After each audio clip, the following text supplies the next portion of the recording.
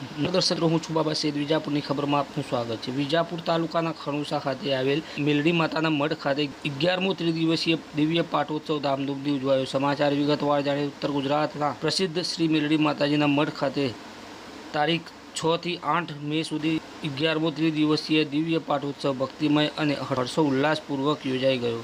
પરમ પૂજ્ય મહંત શ્રી મહેશપુરીજી બાપજીના માર્ગદર્શન હેઠળ શ્રી મેલડી માતાજી પરિવાર દ્વારા આયોજિત આ 3 દિવસીય ઉત્સવમાં હજારો ભક્તો ઉમટી પડ્યા હતા. પ્રથમ દિવસે સવારે સંતોના સામૈયા સાથે કાર્યક્રમની શરૂઆત થઈ હતી.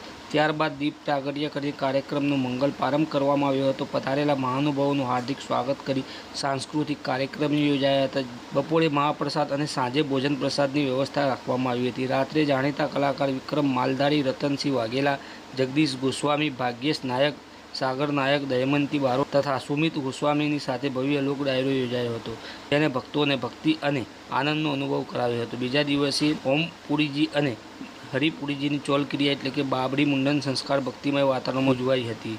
જગતજનની માતા જગદંબાના આશીર્વાદ સાથે આ સંસ્કાર વિધિ ગીત સંગીતના માહોલમાં પૂર્ણ થઈ હતી. ત્યારબાદ પરમ પૂજ્ય શ્રી લાલજી મહારાજ વક્તાપુરનો સત્સંગ થયો હતો. બપોરે ભજન, સંધ્યા અને રાત્રે અરવિંદભાઈ રાવળદેવની સાથે ડાક ડાયરો યોજાયો હતો. ત્રણેય દિવસ દરમિયાન સવાર સાંજ ભક્તોને મહાપ્રસાદ તથા ભોજન પ્રસાદ આપવામાં આવ્યો હતો.